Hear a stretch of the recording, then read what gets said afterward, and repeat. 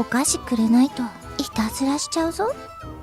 You are listening to an extra spooky episode of the Anime Addicts Anonymous Podcast. Make your candy addiction worse at AAAPodcast.com. Happy Halloween!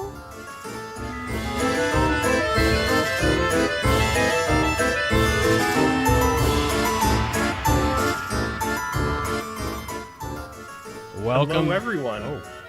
Oh, to an extra spooky episode of the Anime Addicts Anonymous Podcast. I don't know what I'm dressed up as today, but I know I'm with a whole cavalcade of ghouls and goblins and dragons and sailors? Who's with me today? First up, who I so rudely interrupted. Mitsugi, I think?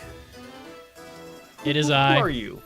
Today I'm dressed up as the most fuckable Sailor Mars in town. My breasts are beautiful, and you can see my nipples through my leotard. I'm very proud, and it's hot as shit in here. I'm gonna be sweaty, and oh my god! But I'm happy to be here. If there was ever a reason to watch live on YouTube or Twitch, both of which we stream at live every Sunday at 5 p.m. Eastern, this is the episode because aforementioned nipples. Yeah. But that's not all today. Right. We also have, with a much more witchy attire than me, Caroline. Hi. Yes. Not technically a witch. This is part of a scarecrow costume, actually. But yeah, you're right. This is very witchy looking. But you kind of got like a patchwork sweater to go with it that kind of fits the mood. It's an expensive sweater. I appreciate if you don't call it patchwork. I'm saying it complimentary, but also got No, him. I'm just joking with you. Let's see, who else do we have? We got the Goof. We got the Andrew. We've got... Hello, what's going I on? am Professor of Mecha, and I have my baton, which is actually a flashlight. It is me, Andrew, aka Professor Goofy Goof. That's a deep cut. That's a deep cut. And finally, can even talk without teeth. Huh? Who's down there, Raggedy? What's up? Raggedy Doctor dressed as Toothless today, and under this hood, I also look like Hiccup, so I got a 2-for-1 special. Oh going my on. goodness, the Wombo Combo costume. Well, thank you all for joining us on this extra spooky, or maybe it's not, I don't know what we're going to talk about today, but I can guarantee you, no matter what, we're going to make your anime addiction worse, as we try to do every week on this podcast. Follow us on Twitter, Facebook, Discord, and all the other places on the internet that you might go to find stuff. And we probably post something there to make your addiction even worse when we can't do it through this audio podcast, which might be having trouble coming out. You might not be hearing this right on time on Halloween, but you know what? If you're hearing this in the future at some time, you're probably getting a bunch of episodes. Our website, AAAPodcast.com, having some issues. It'll get rectified. Don't need to get into the details. It's not our fault. Well, do we have an update? I just say for people that have no idea what's going on. The service that we were using to host the episodes got hacked basically, and it brought their service down, and they haven't been able to get the service back up. So you'll notice that today, even though that you're going to be hearing this 4 or 5 days later, I put an episode out on another server that we're really not supposed to be using for that, but I just couldn't resist getting content to you guys. So you might hear this on Halloween. Because I will put the episodes on that other server that will quickly be overwhelmed with bandwidth consumption, but there's just another reason to support the podcast. We have to get our own server. Support the podcast, so, sacrifice a goat, do whatever you need to do, whatever demonic occult ritual Right. you need to make this podcast manifest in your head. Yeah. In one way or another. Bite the head off a bat, do what you gotta. Exactly, all the classics. Well, what are we doing today? Well, first up, our main topic was very hyped months ago when we scheduled it, but we will see how it goes, which is a discussion on the recently released dark, gritty origin story of Naruto, aka Uzumaki, as well as a cavalcade of fall 2024 impressions, including Blue Box, Demon Lord 2099, Sword Art Online Alternative Gun Gale Online Season 2, that's a mouthful and a half, Mecha-ude, and Touhai Rate Mahjong. So, bunch of shows of varying quality, and we're going to talk all about them. But first, as always, we have the big news of the week. Happy Halloween!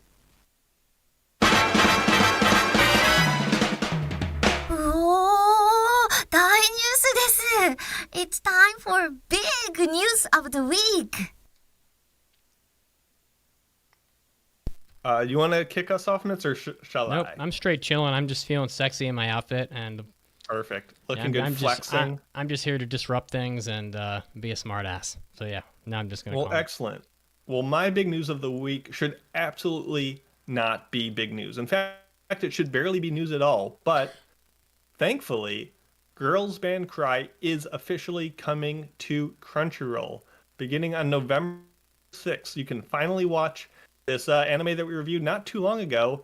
And I was like, it's pretty good, but like it's probably not worth paying all this extra money for to watch independently. Well, now that's been rectified. Now you can just head on over to probably a streaming site you already have and just watch this thing 7 months after it finally came out, or after it first came out Truly back horrifying. in April. Toei Animation has now released it on not like pay for service kind of stuff like Amazon. So if you are in North America, you can now finally watch Girls Band Cry. Easy peasy, beautiful cover girl. And if you're into that kind of show, I Wow. recommend it. So there you go. Check it out. You know what? Frightening, I know. That was for that. That was for easy breezy, beautiful cover girl. Oh my Well, I'm trying to keep the Halloween spirit. That's not frightening to you? That was a blood curdling scream, by the way. Holy shit! All right, Pretty note much to was. self: scream number 3 on the soundboard is very intense. Okay. Okay. I'm okay, glad we'll that my audio cut out at that moment, so I didn't get the spooks. We have 4 we'll more recreate it for you. screams. Oh my god. Okay. We'll rank the screams. We'll go through all the ones we have on the Oh, man. soundboard. We can do Caroline, that. what's your big news? All right. Well, I got a couple things. First of all, a Crunchyroll spokesperson told the Anime News Network on Saturday that it is investigating a situation involving voice actor and ADR director David Wald, who claimed on Twitter, otherwise known as X, that the company opened his private mail, threw away the letters, and passed out any included items to the staff. So he also said, if to the general public, if you sent me anything in care of Funimation or Crunchyroll in the last 5 years, I apologize. I didn't get it. And so he also found out about the situation the day before due to a person who sent a package giving him a photo of the contents as well as the package tracking information. And I'm sure at that point he's like, wait a minute, I didn't see this package. Where did it go? He stated that some of the items were returned to him after they were found on the company giveaway table. They were just giving his shit away. Not very good. That you know what? That's also Yikes. terrifying. Not as intense. Okay. Not. I didn't hear anything actually, so ha ha ha ha. That's how unintense it was. Wow. Nothing phases me anymore, is what I'm trying to say. But here's the statement that Crunchyroll gave to ANN.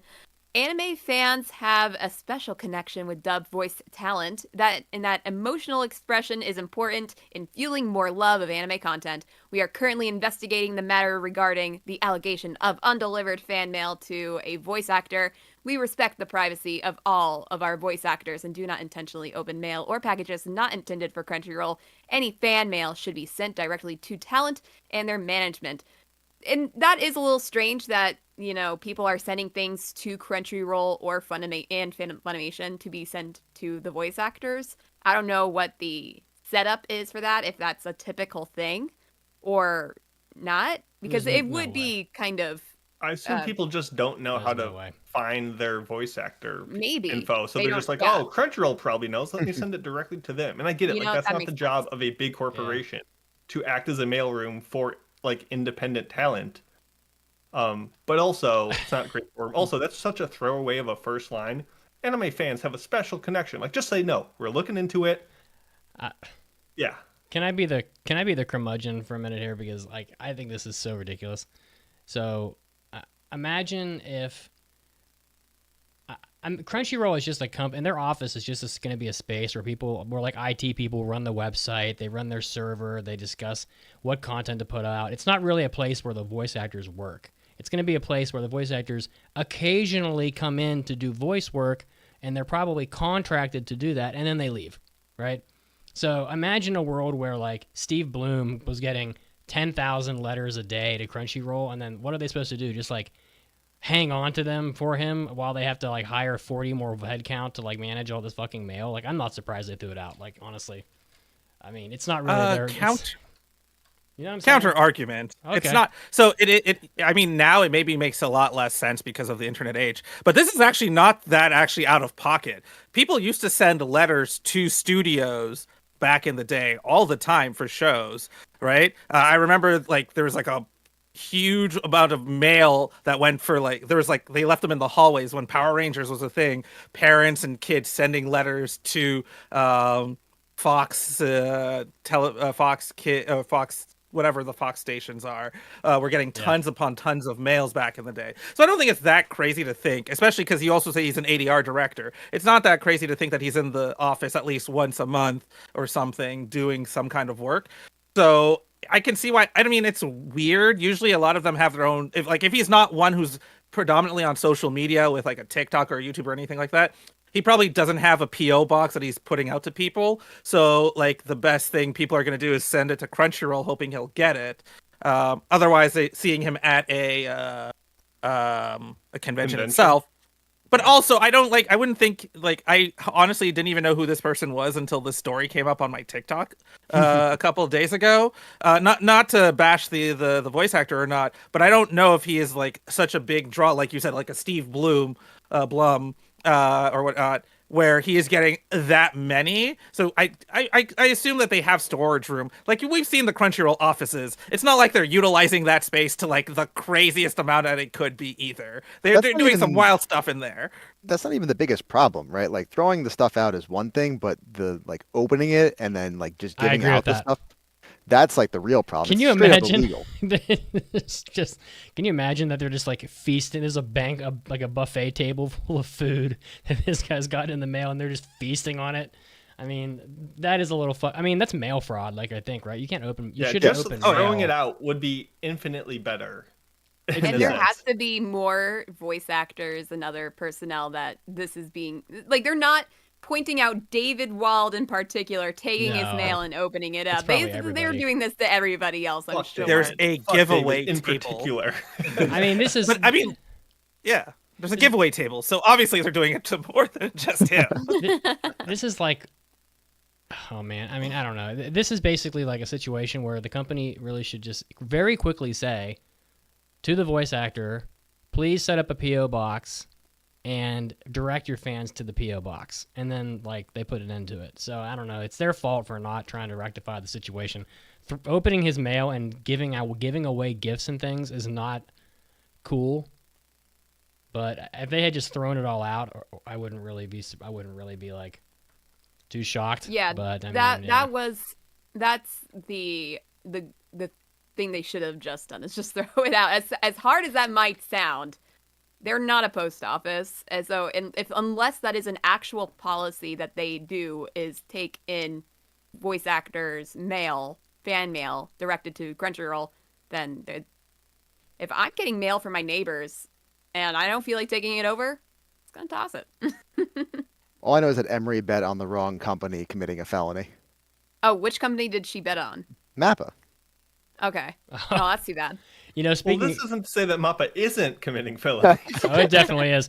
It definitely is. And actually, we skipped the first article that I had posted because I was just gonna like lay back. But there's literally discussions of various streaming companies, including Netflix, boycotting anime completely because of labor exploitation. So if you look at the first article... you know who's not boycotting anime? Amazon Prime. That segues me into my next listing here. Amazon Prime Video is adding Look Back, the anime film of Chainsaw Man's creator Tatsuki Fujimoto's manga, one-shot manga. It'll be on Prime Video starting November 7th. So that's exciting for people who did not get to see the movie in theaters. You know what's funny is that in this article, there's only 2 companies named as being part of the boycott, and the second one's Amazon Prime. Really? It's specifically what the Netflix. Heck is happening? It says boycotts could potentially lead to the removal or prevention of anime on Netflix and Amazon Prime, specifically according to a United Nations committee member. But we don't have to. Well, whenever it gets on there, watch it quick before they take it down. I would say I doubt Netflix actually cares because we've heard about Netflix TV show working conditions in some cases. So I don't think that. I think they're just trying to find a reason to cut out that anime investment that they started making. I was going to say Netflix is screwed either way because they make an AI anime and everyone's like, "Oh, you can't use that. You're not using labors." That's and truly then you're like, frightening. Okay, fine. Let's use a lot of labors. No, you can't use that. You're using too much labor. What am I supposed to do? That's but so also fucking speaking true. about Netflix, there is a show that is on Netflix, right? That we all have watched, but a certain raggedy doctor is big on. Yes, that's right. You have been spared of your One Piece shenanigans for me last week, but now the shenanigans have come because it's your One Piece news dump. I have a bunch of One Piece I stories. feel like I need music for this. The first one, the One Piece anime, unfortunately, is taking a 6-month hiatus. Whoa. Damn. Oh, okay, I'll wait for the music. Oh no, I just played. Oh, yeah, you know what? Fuck Just it. put the scream on a loop. Just I'll look forever. How can that? Is that the first time that's ever happened? This is the first time it's ever happened for nearly this long. It's taken a few very small hiatuses, but that's this long. This is the first time. Is your sphincter just tight as hell right now? Are you like in full panic mode? No, because the reason for the hiatus is actually good news. The animation quality has gotten way better since the most recent arc, the Egghead arc, has started. So this break is not only going to give them time to improve their work schedule and not be subject to, human rights abuses, to keep up with that animation, and also gives the manga a little time to get ahead. On top of it, Toei is going to air a remastered version of the Fishman Island arc. So they're going to not only increase the animation from a previous arc, they're going to cut down the episodes from 57 to 21. So that's a huge change towards the One Pace, if you've ever heard of that. They're one pacing it. That's right. They're one pacing it themselves. Additionally, the manga is also on a 2-week hiatus. And again, good news. The reason for this is actually because Oda is going to go and supervise season 2 of the Netflix live action, which will be coming out sometime in 2025. When exactly, we don't know, but it's coming. We swear. And the last bit of One Piece news I have is that if you're sad about all the One Piece you're missing, you're in luck because on the 25th anniversary special, which was October 20th, they dropped a special episode called One Piece Fan Letter, which was a special directed by the GOAT, Megumi Ishitani. And if you know, you know. It's available on Netflix, it's available on Crunchyroll, and it's currently the highest scoring anime on MAL for 2024 and the second highest scoring anime of all time, sitting at a 9.21. Sandwiched between Freyren and FMA Brotherhood. Nothing will ever beat Freyren. That's the greatest. It came ever. close. It started getting there, which was fun to watch the numbers go up. One Piece is just stacking more crap on the mountain of things that will prevent anybody new from ever watching One Piece. Every time I think you have 6 months to catch up, Mitts. Yeah, you got time. I'll literally have to spend every minute of it, including when I'm sleeping, watching One Piece to get there. Pretty much. Or just wait for the Wit Studio remake, and when I'm which I will also watch. All that I'll be. Why would they remake One Piece? It's so fucking long. Come on. It's great. If I want, all that I'd be able to say is Skibbity Riz Toilet Riz. If I watched all of One Piece in 6-month period, I'd be so brain dead after that. So yeah, people have done it. People are people. Do they not? Are they not employed? How do they not? They are. They literally spend all of their extra time just watching One Piece because they get so into it to catch up. And then they're like, I caught up in 2 months watching literally 4 hours of One Piece a day and then going to work. I will say it's pretty damn impressive, to be honest with you. That in itself takes some fucking discipline to stick with something that regularly for a 6-month period. 4 hours a day. Okay. Any more big news, or do we have our little bonus Halloween segment right now? which is essentially just asking what is everyone's plans for Halloween this year? What Oh, is everyone my favorite. gonna get up to? Well, Mitz, what do you got planned? Pancake is in Guatemala right now. I really should have gone with her because we got like our flights messed up, and by the time I found out that I didn't have a flight to Guatemala, the prices were so outrageous that I was like, all right, fuck it, I'm not going. But now all she does is send me photos from Guatemala and how amazing it is. They're like picking fresh avocado off trees and eating it, like just with their hands, and you know, it's like all the Like an apple? Yeah, basically all the drinks are fucking BOGO. Like she's buying like an $8 drink and they just give you a second drink for free. You know, it's just like she's in like paradise. The weather's perfect. She's California perfect. I'm just I fucked up bad. But when she comes back, we are going to go straight to. There's two things. The first thing is I always like to go eat some intense junk food before we go to the movies. So, but the movie theaters are always like way overpriced. So I think we're going to go to McDonald's before, as soon as she gets back, I'm going to drive to McDonald's. We're going to go to McDonald's. And I bought Halloween night, 7:20 p.m. tickets to Terrifier 3, which is supposed to be, they didn't even bother trying to rate this movie. Like, it's obviously NC-17. Like, if you've seen Terrifier 2, you'll know, but this is supposedly much more graphic than even the second Terrifier, and you might wonder how that's possible, and I don't know. We'll find out, but... You'll report back. Listen to the Hobby Addicts in a week. I mean, it's going to be pretty wild, but yeah, I'll let you know. Do you take any food into the movie theater with you? Do you smuggle any of that in, or do you just mainline it before so you don't... So here's the move. Everybody knows movie theaters are cold. Like, everyone's always cold, especially if you have like a girlfriend or a wife. Like, they're always going to be cold everywhere you go, right? So that's the eternal household struggle, the battle of the thermostat.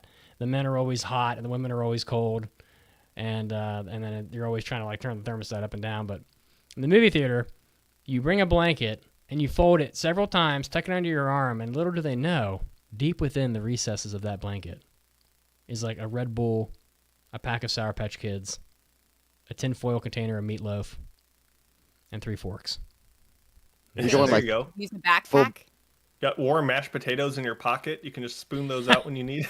No backpack. I think a backpack would be too suspicious. But purse. But Big nobody's purse. going to go search your backpack. They're not allowed to do that.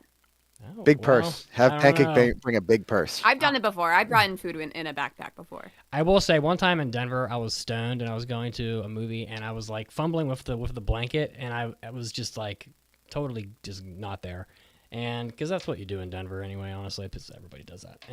And like one of the a Red Bull can just fell out of the blanket, just slammed onto the floor and bounced, and I like caught it and like tucked it back in the blanket real quick, right in front of the people, and they didn't say anything. They're literally not paid enough to like get in fights with people over a Red Bull can. Like, they don't give a fuck. I was gonna say they don't care that much. No one in Denver cares about anything, honestly. Well, no, just in general, theaters aren't like, unless you're not blatantly bringing it on like just like that and you're hiding it in a bag or anything. As long as you're just not being blatant about it when you're bringing it into the theater, for the most part, they don't really care about that kind of thing. Nothing beats the movie theater. People watch everything at home now, but I will say there's still a certain feeling to being in a movie theater, especially now that the seats recline a lot of the time and they bring you food and stuff. It's a much better experience than it ever was, and I still think it's worth doing. So, anybody else have plans?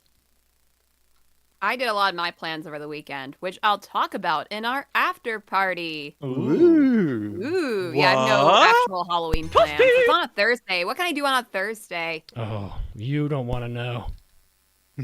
Go see Terrifier 3. I'm good, I think. Andrew, do No, they I have even no have plans. Halloween in Montreal? Oh, yes, they do. We're not some backwards country here. We celebrate the Halloween. holidays. We already celebrated Thanksgiving, okay? And we celebrate Halloween as well. I don't, because I don't care. But I don't get invited to any parties, so I don't care anymore about You Halloween. you can come down here and hang out with us anytime you want. I mean, I know, but I mean that not for Halloween though. You could.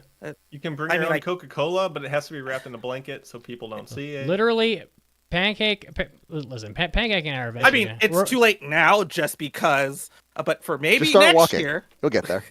Do you know how much Pancake loves you? Honest to God, literally, Pancake and I we will have a kid at some point here soon, And she could literally be like, it could be her birth, it could be literally her due date of having a child, and she'd be like, "Oh, Andrew's coming." Honestly, that would probably happen. I think that will all change once that baby pops out. Don't worry. I'm gonna catch that baby underhand like this. It's gonna be like that right in my hand. But for the most part, no, I don't really do Halloween things too much. I'm not big on horror. I'm not big on a lot of that kind of craziness. I used to dress up, but which is one of those things where Halloween's sort of like another day. And the kind of candy I eat now, I can just buy because I am an adult, I guess. That's fair. Well, I That's guess. a good point. Speaking of children, my plans, I have, you can all see my wonderful toothless costume. Of course, I have a matching set for Raggedy Wife and for Raggedy Toddler, little baby dragon costume. Still not Raggedy 100% short. toddler. Yeah, well, she's I can't believe 2 she's now. already a toddler. I know. yeah. I just keep on thinking of her as Raggedy Baby. That's all. No, she's She upgraded, could be promoted. 12, and I would still refer to her as Raggedy Baby. So, not 100% sure if we're gonna go trick or treating or just hand out candy, but we're doing the family style Halloween. Nice. I can't fucking wait to do that. Honestly, to me, that's like one of the better things about having kids is that you get to do all this cool, like fun shit that, like it's like, oh, I'm gonna dress up like Dr. Robotnik, and then like my kid will probably be a tiny Sonic, and then Pancake will be Knuckles or something. It's just like the goofy shit that you get to do all over again. I think that's like, that's pretty much the best. Yeah, that's a big. And then you big can plus. finally impose your candy tax. So after your kid goes out and gets all the candy, you're like, oh, 2% of this goes to the house for upkeep. 2%. That's low, Mason. 2%. Oh my god! It's the other way That's all they around. are. You get 2%. I get 98. Yeah. Okay. Is it time to talk Uzumaki? Let's do it. Yay. Yeah, let's spiral on in. Yeah. Oh my goodness. So Whoa. this is not about Naruto, as I jokingly refer to as the top of the show. This is an adaptation, years in the making, of the prestigious, I have it behind me, Uzumaki manga from famed mangaka Junji Ito. And this has been announced like 6 or 7 years ago. And 4 or 5 years ago, they're like, okay, it's coming out. And then it didn't. And then it didn't. And then it didn't. But it has finally, over the course of September and October, released all 4 episodes to Adult Swim. And now it's streaming online. And this isn't going to be like a formal sit down, what were your expectations, would you recommend it, all that kind of talk. But I do kind of want to kind of do a light review of Uzumaki now that it's finally out. You probably have heard, if not have seen some of it already. And kind of spoiler free, but also there's not much to spoil. But we'll get into it, I think. So I guess, does anyone have strong opinions, or do we want to do a more formal review? What do you guys think? I think we could do a mix of the two. Like, we can kind of follow the same format, but make it casual, because I haven't written down any notes, and I'm not sure if you guys have. But Yeah, it's pretty light. Yeah, so I was so freaking amped for this. It's been several years in the making, as you mentioned. And here I am, like, thinking, even though it is very frustrating every time they would have to push it back for some reason, every time I saw something come out from it, I'm like, dear God, I am excited for this. And it's not often that a project will be held onto and still be pushed back. Like, you could tell that they were doing this so it would be perfect. And so because of that, I had such high expectations. But we will talk more about that. I think if you guys want to share your coming in expectations on this. But I've never read it. That's also another thing. Yeah, so I didn't read it either. I've only heard about the Uzumaki from Junji Ito from a lot of different people's perspectives, essentially, where people were saying, oh, this is really good. This is like his best thing. Actually, I think a lot of that came from Mason, to be honest. But I think it's probably true. It's a great starting point, for sure. But in general, I guess I would say I came at it with tepid reservations because I heard it was gonna be like mostly in like a CG style potentially, but what little pictures I saw, it looked like it was capturing the style pretty well from the random bits of Junji Ito stuff I've seen. But I remember I was talking to my nephew about this coming out, and that I would have to watch it, and he was like, "Oh yeah, it looks interesting," and I'm like, "Yeah, I also think it looks interesting, but I don't know how it's gonna look when it's moving." And that is where I was just like a lot of where I came in at it. But also I'm like, okay, well, I wasn't gonna watch this anyway, probably, and obviously there's some stuff that we'll have to discuss in terms of quality of the animation after a certain point because things happen.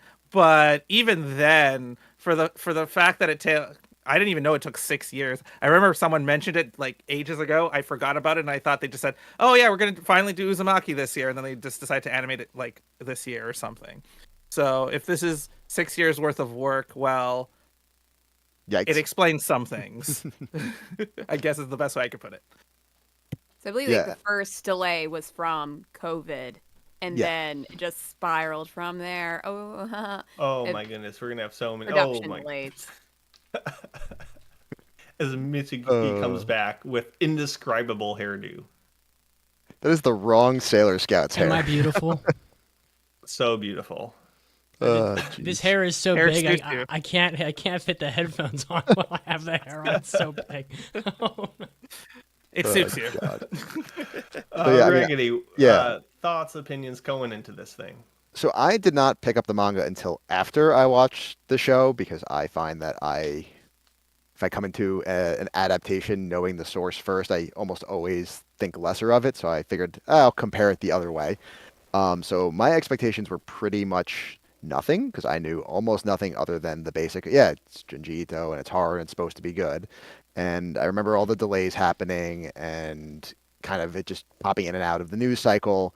And I remember seeing like the trailers when we were getting closer. I was like, okay, they cooked something up here.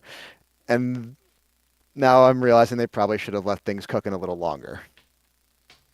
Yeah, as Deanna on the YouTube chat says, Junji Ito anime always have a curse. And as someone who has seen the Maniac series, who has seen Gyo, who have seen the collection, and now have seen Uzumaki, can confirm.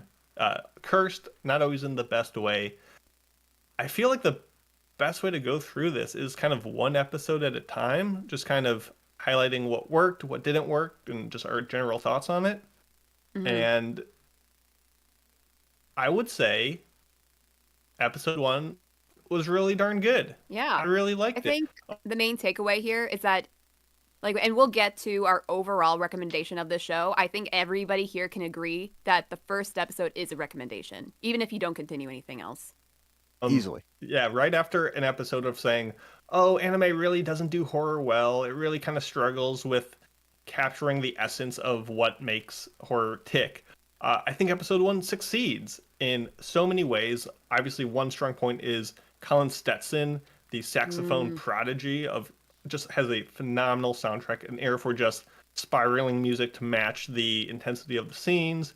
And I think the theme that we'll get to is here's my big thesis of this episode, and I want you guys to either agree or disagree.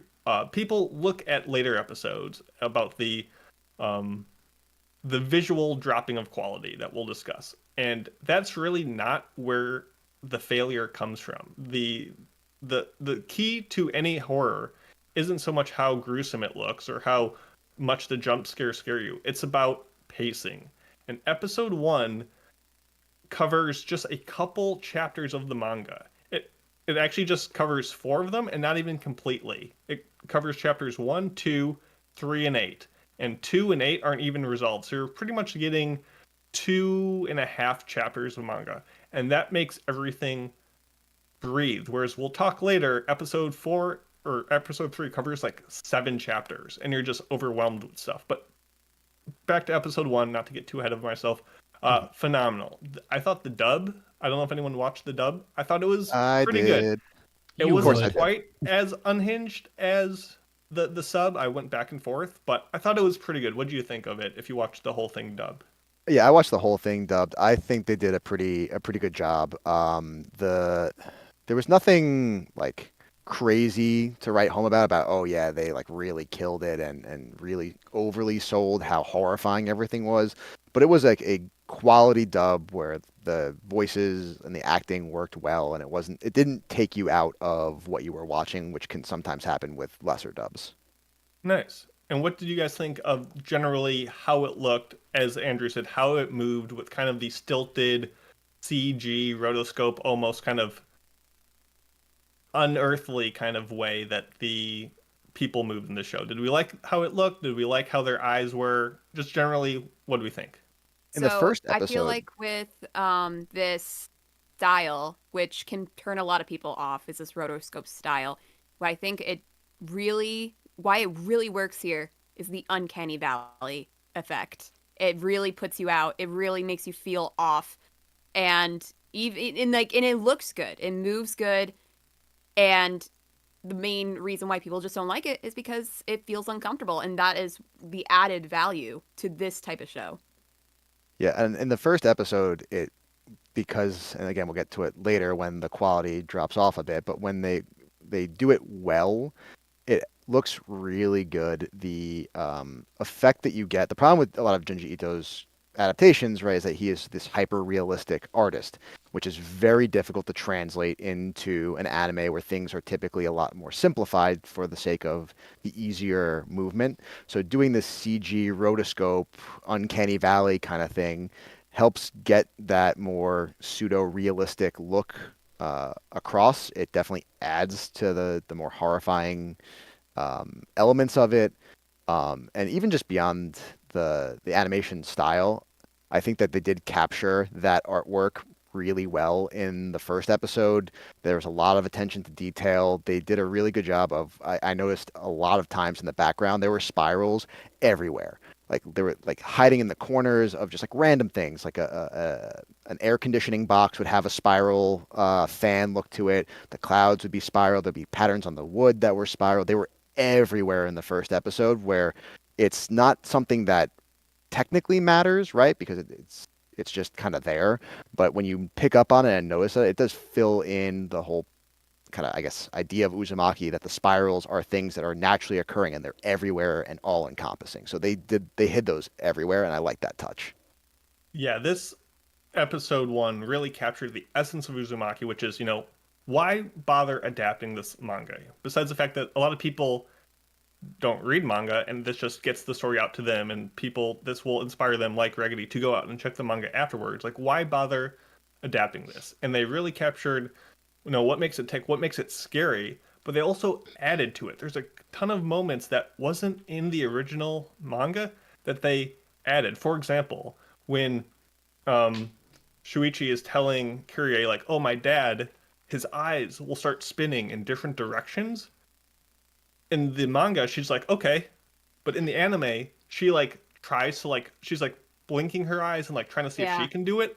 Or there's a scene where she's talking to Azami, the girl who has this crescent scar on her forehead. And when Azami like runs away, they add just a little swirl behind her of the kind of air current moving behind her, which is obviously a prelude of what's to come with when people run causing wind currents. But they just added a couple moments here and there, that's what I love to see in an adaptation. Taking the source material and giving it that extra little sauce and consideration and little nods to, what wasn't there before. And I love kind of taking that creativity to the next level. And I think that's why episode 1 resonated so strongly with new fans and old fans alike, because it purposely justified why it needed to exist, and it did it so well. So it was awesome. I loved it. And another thing that I really enjoyed is, in the manga, these chapters are sequential. So each of these stories happen in their own little pocket of time, whereas in the anime, they kind of overlap. So, while someone might be suffering from turning into a snail, someone else is turning into a jack-in-the-box, and someone else is turning into something else. Like, there's an overlapping effect, which gives a sense of all these things are crushing down on this town simultaneously, as opposed to event A happens, and event B happens, and event C happens, which works well in the manga, but it gives you a sense of if that happened in reality, you would be like, why aren't people leaving already? Whereas Yeah, you can I really was get a thinking sense that. of, no, this all hit the fan at once, and there's really no escaping it. So, any other thoughts on episode 1 or I in general? Yeah, I think episode 1 is also really put above all the other episodes for the reason being that I feel like the two most iconic parts of the manga being Shuichi's dad and Azami, their stories, if you would call them that, I feel like those are the most imprinted onto the minds of Uzumaki fans. Now I'm just speaking out of my ass because I've never read Uzumaki, but even as I have not read it, I am familiar with Azami and her outcome and Shuichi's dad's outcome. And having that be so well adapted is a plus in the first episode's favor above all the other episodes. Yeah, if you go to Hot Topic and get the merchandise, you're getting stuff from Azami, you're getting stuff from earlier, you're getting what was adapted in episode 1. And then we move to episode 2, where they decide, oh shoot, there's 19 chapters in this thing, and we only gave ourselves 4 episodes. We need to start cramming in as much stuff as possible. And yes, the sound effects start getting goofy, and yes, the visual effects kind of start to drop off. We'll talk about that. But it just, everything becomes so compressed that even as a manga reader, I was like kind of scrambling to care about all these little snippets of story before they moved on to the next one or jerked you. And that kind of took all of the tension and suspense out of the show for me. So what'd you guys Yeah. think? The pacing was god awful after the first episode, and I know that you were saying you liked how they kind of jumped around and mixed the stories together. I didn't really like that as much because even though, for you it gave that sense of, oh, these things are crashing down at the same time. To me, it was more you'd get a lot of these things happening so much earlier in the storyline, right? Like, so like the snail kid happens beginning of episode 2 or halfway through episode 2. In my head, like, when someone turns into a snail, that's it. That's game over. You leave that fucking town. Like, I don't understand how you could rationalize how these people would be staying when this is happening so quickly. Some of the stuff, like with the father, you could kind of say, oh, this just happened to him and no one would believe you. But when the snail kid shows up in front of the entire school, it completely throws off the sense of dread because now everyone just kind of knows, yeah, this town is really messed up, but we're just staying anyway. Yeah, I totally agree with that. Because even just besides them not leaving, and even though Shuichi, like, he talked about running away before any of this major craziness happened. Do it, nerd. And he never does. He Nope. never does. Okay, so besides that, and besides them continuing to stay in this town, I feel like one thing I did not care for in this as a whole, and it probably is within the manga's, writing as well. Everybody is so nonchalant about everything. Like a kid turns into a freaking snail at school, and people are still going to school. He's now the class pet. I'm like, what the hell are you like? And I guess you can just push it off to them being in an insane town and they are just going in stride with everything that's happening. But it just puts me out because, like, I'm thinking you guys should be screaming, kicking, and crying. And every time something crazy happens, you're just like, well, this is new, but we're going with it. The manga builds much slower. I know it goes chapter by chapter, but it definitely feels like a slower build when I was going through it, where you can kind of rationalize why people wouldn't freak out because it's been slowly getting crazier and a little crazier and a little crazier and a little crazier until they're stuck there. Yeah, sort of. There's still a sense of like, why don't you just leave? But I think that's inherent to a lot of horror medium. No, it's actually pretty easily explained. Honestly, they never explicitly state it, but they're just all hypnotized. Everybody's just hypnotized. Yeah. The trap. The spiral, the spiral itself, it keeps them Complacent? hypnotized. Yeah, that's why they I mean, if you think about how an eddy works in the water, right? It's very simple. The more you try to struggle against it, the worse it ends up for you. And so they're just slowly being dragged in and into the center of the spiral, effectively, or the whirlpool that is Right, created. which I And agree with, but it's not. That was my problem. Is that it's not slowly being dragged in. It felt like it was rapidly dragging them in once it jumped from, because the first episode has that slow dragging, and then it just kind of skyrockets from there. And Yeah, I'm that's sorry. what I'm my using issue is. that as I'm Yeah. using it as an example because you see what happens. Like the character, Suichi, I think the dude, the main dude. The more he tries to essentially fight against it, the worse he actually is. Right?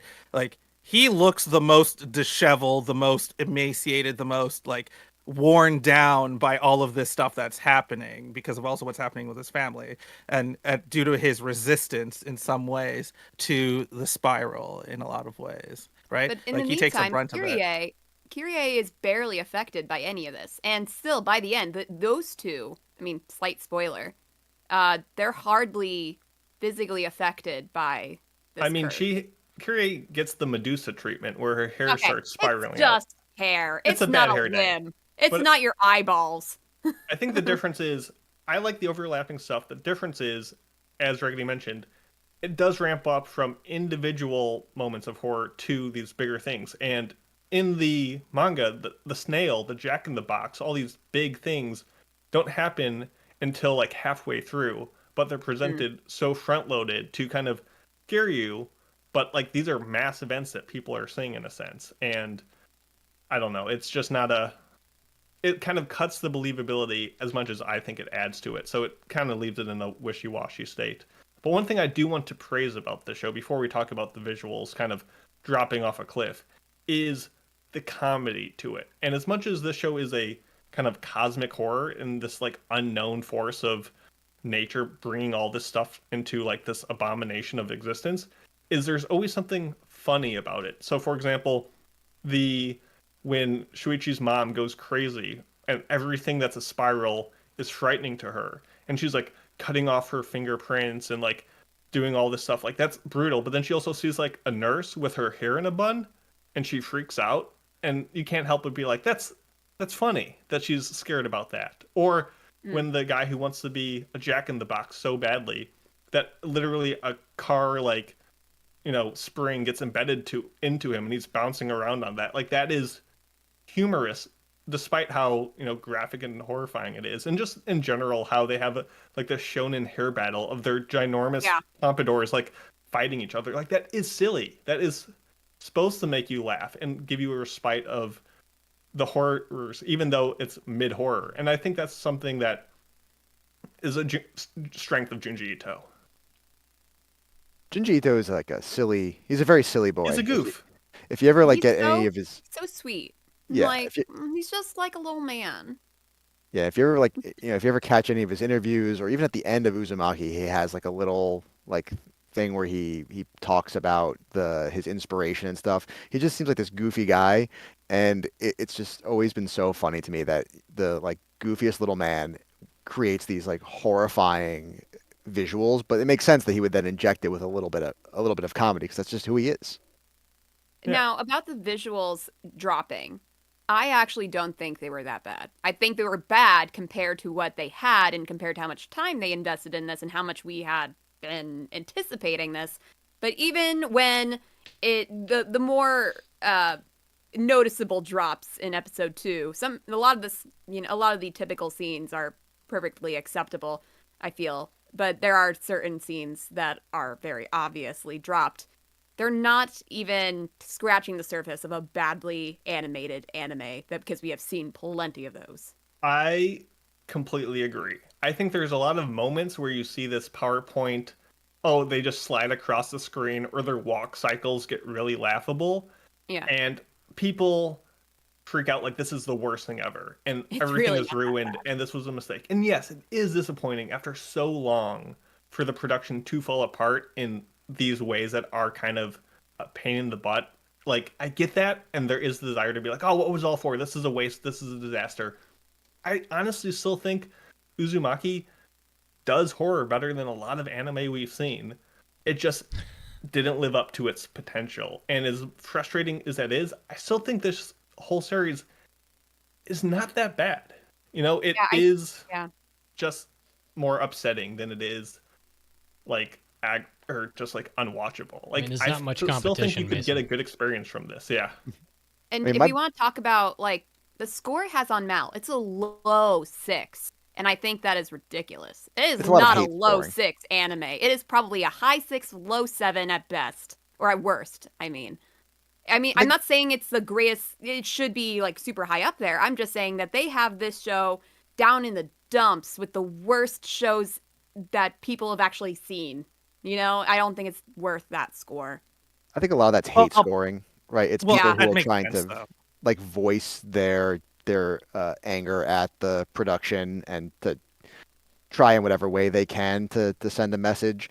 My issue with the animation was more when it took away from some of the art, right? Like the biggest one I remember being disappointed about seeing, or I guess in retrospect having gone through the manga, is the hospital scene when it's the cousin.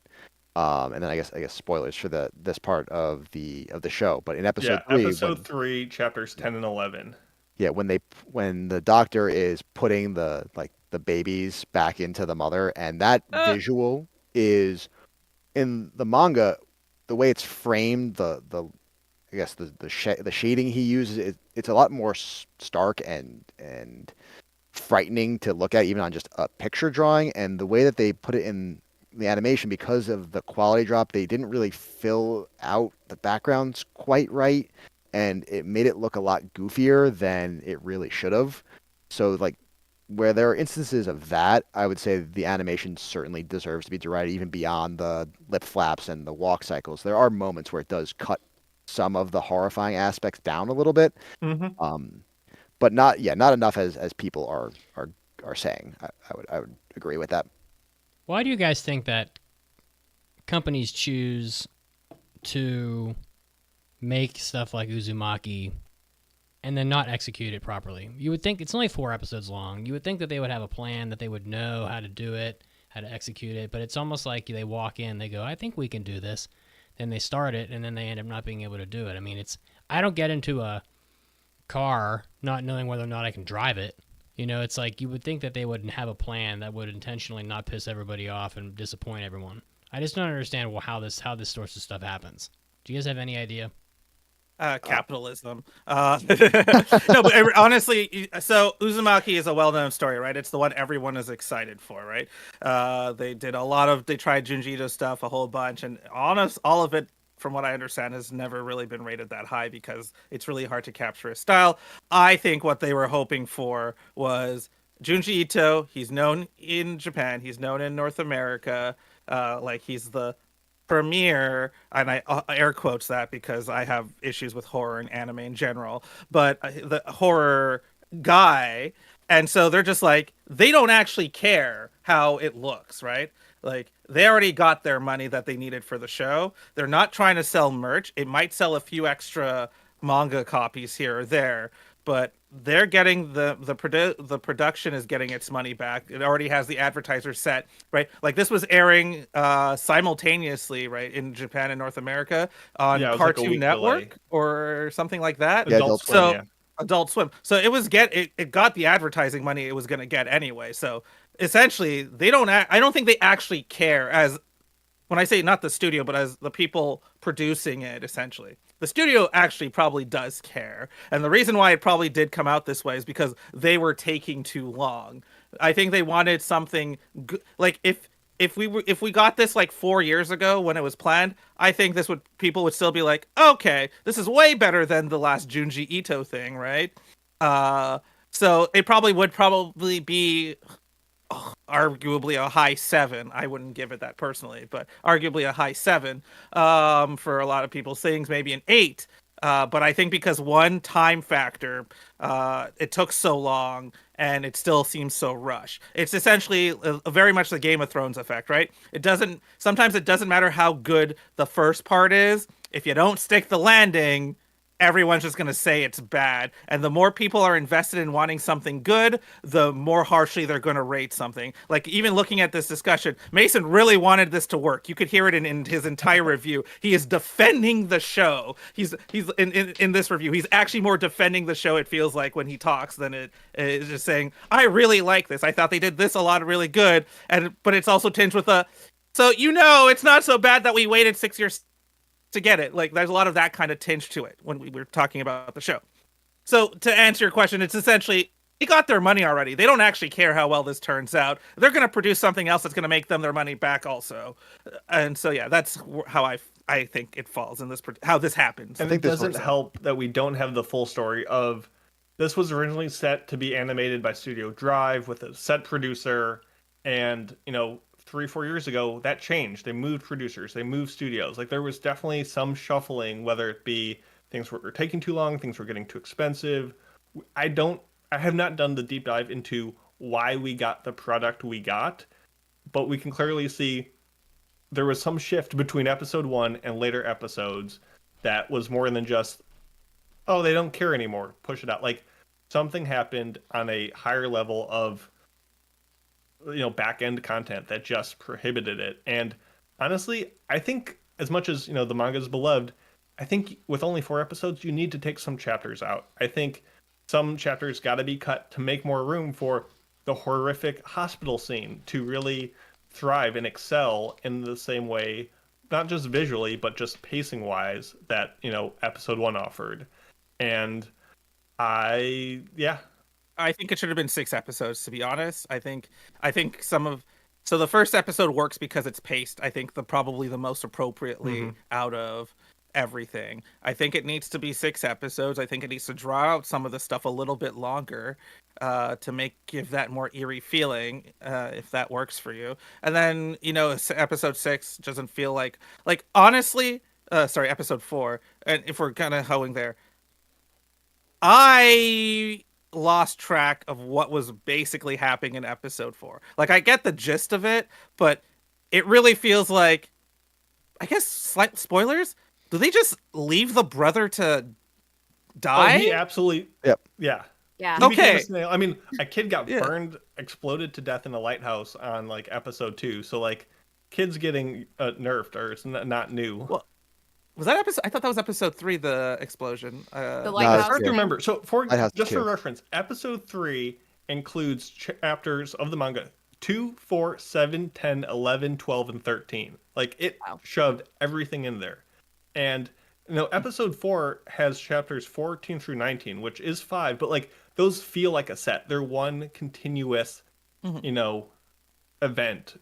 So it's not as segmented and whiplashy. So at least episode 4 felt chronological in a way, but it snapped through them so quickly. They were just speed running on a level that just made everything kind of feel flat.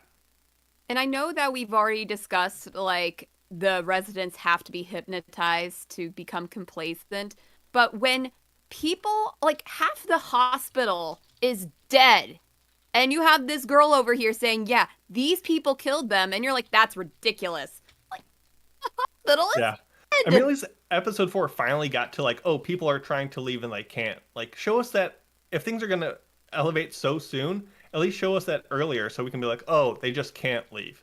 That's why they're staying or something. Yeah. But yeah, you do have to suspend a lot of common sense with the actions of the masses. And that could be an argument for, yes, people will always take advantage of each other in disaster. People will always be kind of blind to what's happening around them. People are just one big rat king in society. I get it. But also, spirals are spooky and they probably should have left. But now, I think it's really just how the curse works. I think the hospital scene, illustrates how the curse works.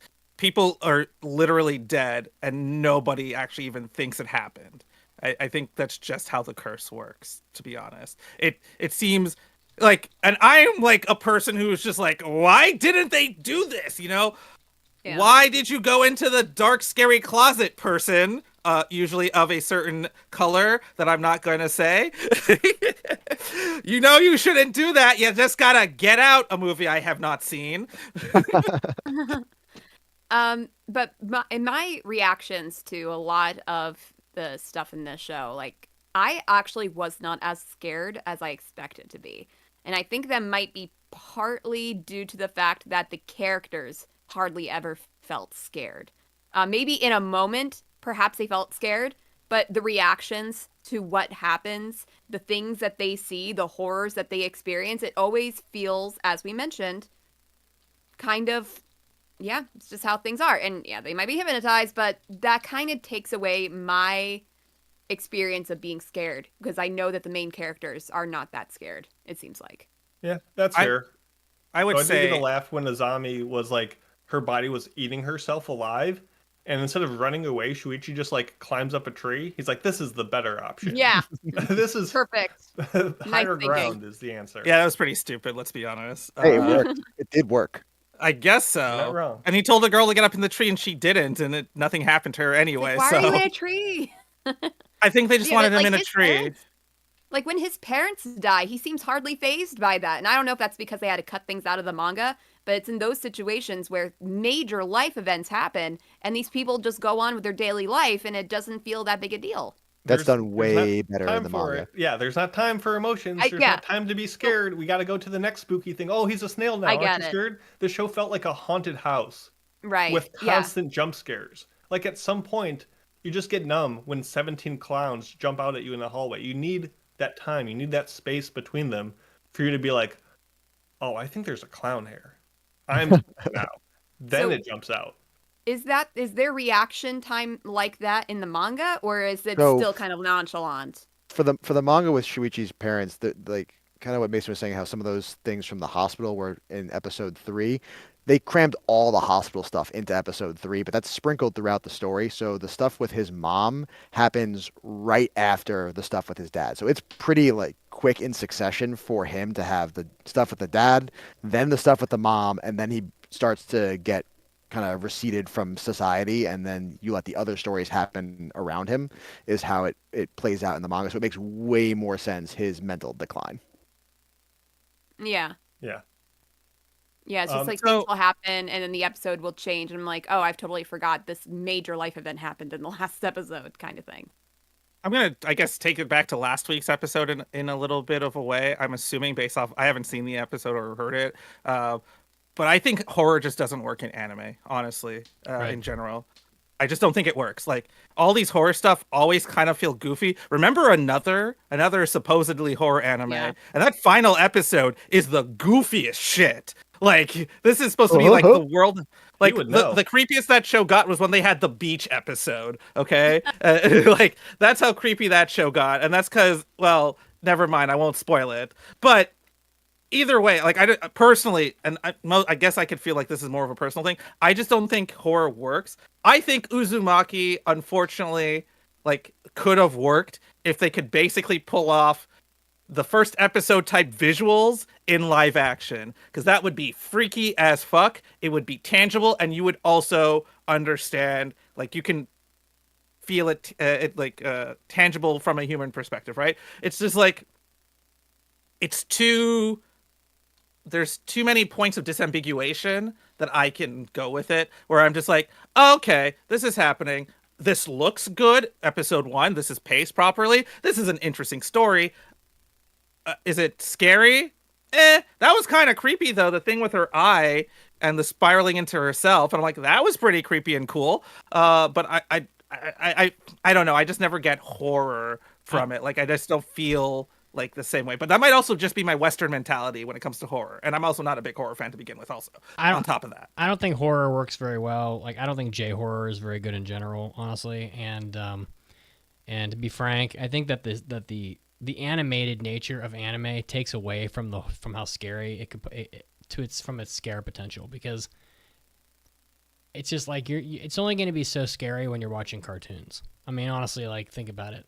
That's just how it is. I mean, it's going to be way more frightening to watch a human have all their organs spill out of them if it looks like it's really happening. If they animate that, you're like, oh, okay, it's just anime. Like, their intestines fell out. It's like, okay. Like, I'm going to go watch Terrifier 3. I know he's going to play with someone's intestines for sure. He'll probably jump rope with them. I don't know. Wouldn't be shocked. But, like, If that happens in real life, or if you're watching a person eat another person in a horror movie, which does happen, it's super grotesque. But if you watch it in an anime, it just doesn't feel the same. So There's too many degrees of separation. Yeah, exactly. Right? Yeah. Then also, like, when you take the Junji Ito mangas, they, while being so hyper realistic in the art style, it also leaves you room to piece in imagination yourself. So you can think of the most horrifying thing to you, fill in the blanks, and that becomes more horrific than what anime team can do. Yeah. Any Honestly, other closing thoughts? I know we've been rambling a bit, well, I guess we're gonna rate it. I just want to say, I think Junji Ito works on the page. Period. I think it's really interesting art on the page, and I think the issue I would always have with his work is I don't know, it doesn't work in motion. But I think he draws motion well. It's kind of interesting to put together in a lot of ways. Like you kind of get the vibe. Overall, I guess if we're gonna like jump into like quick ratings here, I'm assuming that's what you want to do, right? Yeah, we got shows okay. to talk about today. True. So in general,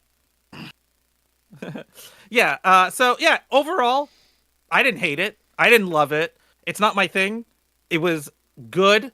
It had a lot of interesting moments. I thought it was kind of funny, but that's just because I think J-horror, like Mid said, I think also tends to lean on the goofy side. It reminds me of a movie called Hausu in a lot of ways that I saw way back when, where a girl gets eaten by a piano, and that's what this show kind of feels like sometimes with its horror. Hausu, man. Hausu. It's wild. It's wild. A bunch of Japanese schoolgirls go to a house in like the woods or something. Wild. Get eaten by piano. But I think that shouldn't prevent you from checking out Junji Ito's work, I would say. It's not for me, but I think if you think the concepts sound cool, I would just say check out his manga. It's his actual medium of work, and I think he can visualize it a lot better there. So that's why, yes, as Mason points, if you watch live on Twitch and YouTube, you can see a copy on Mason's screen right now. But yes, that's where I think it works. And that's why I would say I think I gave it a 7 on Mal out of 10, so a 3.5. But I'm honestly leaning at a 3.25. You don't do You quarter can't do scores. that. I know. This isn't a real review anyway. No, 3.5 is what I would rate it here. But I'm saying like I was debating between a 3 and a 3.5 for a lot of it. But that's just my own personal bias. Like it didn't do enough crazy things for me to go, woo. And you know what? I ooh, haha. I like the nature, and I think the show feels like it's trying to say something, but I don't feel like it ever really gets to an actual real point. But that's me personally. Anyway, spirals are evil. You didn't get that? Well, yes, totally. So I'll go next. I'll keep it simple. Episode 1 is like a 4 out of 5. The rest of it's like a 2 out of 5. Average that out. Solid 3 spirals out of 5. Watch the first episode if you want to know if you should check out the manga, and then go and read the manga. Probably a good recommendation. Just to round out thoughts overall, like going into like the last episode, supposed to be like finale episode, when your biggest antagonists are windstorms, twisters, it's not really all that creepy, I have to say. I mean, it would definitely, the creepiness factor was definitely in the first episode or two. That being said, I mourn the potential that this had. I wish they would go back and they would do what they really wanted, add in an episode or 2 in the future, but I know that's not going to be possible. But I do appreciate that. I know that the team put in a lot of love and care into this, and it just did not get to work out in their favor, which is so sad. I really feel for them. But I think for that, I will give this 3 eyeballs spiraling into the abyss of your mind out of 5. There you go. Yeah, I think Raggedy's recommendation of watching episode 1 as a starting point and then reading the manga if you're interested from there is a good way to go about it. The biggest thing the manga does is it makes you turn the page. It makes you reveal the horrors on the other side. And that's something that the more laid back, uninteractive nature of anime can't quite provide. I'm gonna give this 3. Would you eat a snail that once was a human? Out of 5. But I'll leave that question for you to ponder. But we have another question for you while we go into our news break. Raggedy, you want to read it? Yes, as the resident trivia master, I'll give you your in-show weekly trivia question. In the anime Blue Box, on what article of clothing does Chinatsu find Taiki's name written down? Find out after the break.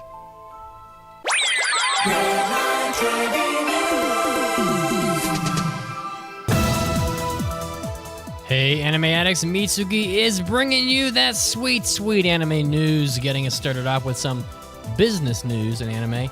Touhai has acquired G-Kids in an effort to expand its global animation influence. Touhai Company Limited, the very famous Japanese entertainment company, has announced that they are acquiring G-Kids, which is a North American animation producer and distributor. They haven't revealed the financial details of the transaction. However, by acquiring G-Kids, Touhai adds a highly respected North American distributor and sales operation to its existing licensing and merchandising activities under that Touhai International banner. They're also going to be expanding and accelerating their global reach. So CEO Hiro Matsuoka emphasized the strategic importance of the deal, noting that G-Kids' deep integration into the United States market aligns with Touhai's goals to expand its international footprint. So it looks like G-Kids is set to become a fully consolidated subsidiary of Touhai in early 2025. We'll have to see what that brings financially in the business world of anime. Next up, a new anime is coming out. Webtoon, The Beginning After the End, is getting a TV anime in 2025 from director Keitaro Motonaga of Hametsu no Oukoku from studio ACAT. So the synopsis follows... the story follows the strongest king in history, Gray. Although he possesses unparalleled power and wealth, fame, etc., there is no one who stands by his side, no one he trusts, until one day Gray meets his death and is reincarnated as a powerless infant, which we've seen about 14 times now, named Arthur, in a world of magic. So that will be a delightful treat, I'm sure, whenever that one comes out in 2025. Next up, some sad news in anime. Yukihiro Shibutani, the art director of Natsume Yujincho, has passed away at age 63. Also worked on lots of Detective Conan. It looks like Shibutani died at a Tokyo hospital due to complications from a long-term illness. Very sad. He was born in 1960 in Aomori Prefecture and began his career in Ishigaki Productions at age 20 and worked on lots of stuff, including Lupin the Third, Gintama, Akira, Detective Conan, amongst others. A great name in the anime industry has passed away. Next up, some funny news. Hayao Miyazaki makes some shocking comments about Nausicaa. So in a recent interview with Miyazaki, he brought up aspects of Nausicaa's character design, largely her breasts. He says, Nausicaa's breasts are quite large, don't you think? If that's not so she'll be able to breastfeed her babies in the future or make love to a man who will steal her heart away. I think her bosom has to be large so she can embrace all those poor old men and women in the castle when they are dying. I think her bosom is something like that. That's why it had to become big. When she held them to her chest, they could die peacefully. I thought her bosom needed to be as such. Hilarious. Just thoughts from Miyazaki, just totally wild. So Nausicaa's breasts are indeed the comfort to the afterlife. Next up, My Hero Academia breaks box office records with latest movie. So My Hero Academia has achieved quite a staggering feat here with its film You're Next, shattering previous box office records by the franchise, earning $250 million globally, which is pretty dang impressive. And that's since it was released in August in Japan. The financial success might have been expected, but the film's exponential box office return may surprise a few people. Your Next achieved a 118% increase in profit compared to its previous theatrical release, therefore solidifying that you will probably get 17 more My Hero Academia films until you are good and tired of it. This is Mitsugi, and this was your anime news break, and now time to get back to the podcast. Anime Addicts, the AAA podcast, is always trying to bring you new and exciting ways to enjoy our content, and now we have an exclusive, member-only RSS feed on the site. that is going to let you access our hentai episodes, our Hobby Addicts, and our After Parties episodes, all from your favorite mobile apps. That's an additional 8 episodes of content per month just for you. And you can listen to it through Apple Podcast app. You can listen to it through Podcast Addicts, Pocket Cast, Overcast FM, Downcast FM, etc., onward and onward. So many mobile apps for you to choose from. If you were holding back on supporting the podcast because you didn't like listening to our extra content through our website, now you can get it and listen to it the same way you enjoy all your other podcasts. So pitch in, help out the podcast, do a good thing, and enjoy all the extra content we have for you. Just go to AAAPodcast.com/join, and you will get all this extra content and an exclusive member RSS feed for you to enjoy. That's AAAPodcast.com/join, and support the podcast. Welcome back to the podcast. This reminds me of the movie Orgasmo, starring Trey Parker. Trivia question. Stealing Raggedy's thunder. In Blue Box, on what article of clothing does Chinatsu find Taiki's name written down? Oh, scarf. How cute. What a good Who mom. even wears scarves? Many people wear scarves. I live in Alright. Canada. Yes. I wear Alright. scarves. Well, it's time for mailbags. It's time for an almighty anime mailbag. Anime. Anime. Anime. Mailbag. Bag. And we'll go quickly because we ran a little bit long at the beginning. And more importantly, our good friend Raggedy, the trivia guru, has his big old dramatic, I don't know what the occasion is, but a big old trivia thing to get to after this podcast. So That's right. we got places to be. Andrew, would you like to read the mailbag? Will do. This comes from, I've never had to say this name out before. How are you gonna say it? Sajinther? That's how I say it too. That sounds like a slur. Oh God. But SJYNTHER, Sajinther is how I'm going to say it. Hi, my various assortments of AAA hosts. I was wondering if you could choose your best and worst anime neighbors. Which household would you choose to live next to or wish to move away from? Excuse me. My choice would be the Kawamoto family from March Comes In Like a Lion. Must be the best neighbors you can have. Or the Jinguji family from Love is Indivisible by Twins. Get constantly invited to barbecues, movie nights, glamping, have a pair of cute twins fighting over you, and the dad is a great guy. Yeah. Reckon we'd get on great. On the other hand, you could have the Moroboshi household from Urusei Yatsura. Sure, you could get to see Lum fly past your window every day, but the constant arguments and fighting would be intolerable. Ataru would always causing trouble in the neighborhood. Plus, you always have the chance of getting hit by a stray electricity attack, fire breath, or out-of-control spaceship. What are your thoughts? God, Andrew is no so idea. good at reading that. It's just natural. I'll go first, I guess. My first thought for best neighbor, while the Kawamoto family is a great choice, I have to go with wherever Soma is living from Food Wars. Wherever that boy is, I want to be next to him and being like, similar vein of just any food that he'll make. Like I'm in the vicinity of, and I want food. I want to try his weird cooking. I want my clothes to explode. Like that's the life that I want to live. So that's my best choice. And the worst, I think definitely has to be living next to like that apartment in Steins Gate. Like just imagine, right next door is like 3 or 4 of the smelliest otakus who are microwaving bananas. Like that place has got to be so rank and not a good vibe coming out of it. Like as nice as they might be, it's gonna smell nasty. So that's my vote for worst. Yeah, for best, I really couldn't come up with a better answer than the one that you already did, which was like the Kawamotos from March Comes In Like a Lion. For the worst, I put down the 91 Days Boys. Now, they don't really have like a particular household, but they do hang out together quite a bit for reasons. Yeah, I'd imagine anywhere they are, it's really high risk of gang violence. So I'm going to stay far away from that. That's Yeah, fair. For me, for best, I put Hiraku from Farming Life in Another World, which not a great show, but it's all about, forming a nice, peaceful life. The food's great, the beer's flowing. He has a huge bevy of beautiful women there, so what's not to love? For worst, I put the Fairy Tale Guild because not only are they constantly breaking stuff, getting into fights with themselves and other guilds, they are literally smack dab in the middle of town, so you theoretically could be living right next to them. Awesome. I chose. I mean, I boofed the answer a little bit.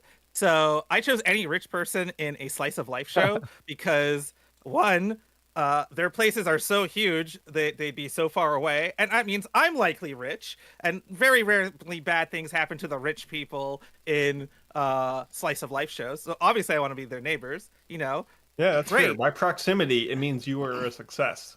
That makes Exactly. sense. And the worst is basically any shonen pro tags next door neighbor. Either one, that city is getting blown up, that house is getting blown up at the minor level, which means property damage, some crazy thing is happening, which means that your house is going to be worth less, or even that country is going to get blown up, like more often than not. You might come back, I'm just saying, but more often than not, yeah, something bad's going to happen in that house. Just think about it, right? How many shonen shows are set in real life? Like Haikyuu, maybe? What else? Sorry, when I was thinking of shonen shows, I'm like Bleach. I wasn't thinking like Naruto. I was always like Bleach. Even then, I would say any shonen protag basically, right? So Bleach, Naruto. I wouldn't want to live next to Naruto. I mean, Konoha gets blown up in like one arc for the most part, right? Then you're in I a mean, village everybody of comes ninjas. back. Spoiler, but everybody gets blown up in that arc. Bleach, that house, I feel like just random people are just jumping through the windows in that show, and I don't even know if that house is actually, maybe it hasn't gotten blown up, but some weird things happen near that house all the time. Who's the other one? What's the other Gintama. one? Everything blows up in Gintama. Oh yeah, Gintama. Yeah. God. One Anyway, Punch Man. you get my point. Yeah. That's fair. God, that That's city fair. gets destroyed how many times an episode, a month? She. So yeah, Live that's in my Z answer to the City, mailbag. Thank you, Sajinther, for the excellent mailbag. If you would like to leave yours, go on over to AAAPodcast.com, click on mailbags at the top, and you can figure it out from there. Like if you can't get it from that point, it's probably not worth leaving a mailbag. But now let's head on over, finally, to impressions. Today, we're going to be doing impressions. Impression time, believe it!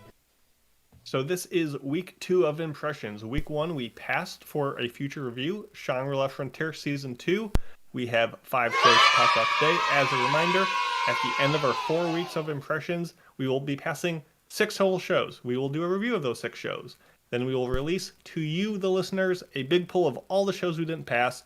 You can vote for them, and the top 3 of those get added to the review pile. So anything that we don't pass today is still up on the docket if you give it enough love. So with that in mind, let's start things off with Demon Lord 2099. Yes, this is based on a light novel, and it's being done by JC Staff, and it's available on Crunchyroll for all those who might be interested. Here's the general synopsis. The cyberpunk metropolis Shinjuku, a massive city-state bedecked with neon signs, towering skyscrapers, and the latest cutting-edge technology. It is here in the year 2099 of the Fused Era, where the legendary demon lord Veltol has his second coming, 5 centuries in the making. But this landscape is nothing like the one he conquered all those years ago, for the fusion of magic and engineering has elevated civilization to dazzling, unprecedented heights. Veltol may have been reduced to a historical footnote, but make no mistake, this brave new world will be his for the taking. So practically Devil is a part-timer, but I dare say that this show has better potential than Devil is a part-timer. It's not amazing, but it's better than I was expecting. Yeah, Hard agree. I had for my initial thoughts was Devil's a part-timer fused with Misfitted Demon Lord Academy is how this show read to me, with a sprinkle of cyberpunk edge runners. Yeah, it's like Yeah, a it definitely gives magic-themed cyberpunk. It's in the future. there's new technology. Everyone's kind of with this new technology infused with magic. And we got a guy from way back when who has magic abilities but isn't up to snuff on technological terms, kind He's of coming totally in, analog. finding his way. It's funny, it's fresh. It takes these very tired, tropey mechanics that we've seen applied in very tired anime and really comes at it at a new angle. And it's definitely not spectacular. It's not a must watch, but if, you know, these things kind of interest you, I would say like this is easily a show I would have definitely never given the time of day before we were watching all the shows that came out this season. And after checking it out, that was episode 1, episode 2. What came after? A lot better than what I expected. Plus, so it I was has surprised. a really good Shiro waifu. Oh, of course. I mean, that is going to I offer love her. multiple points. Yeah, Yeah, so I essentially, think yeah, go ahead.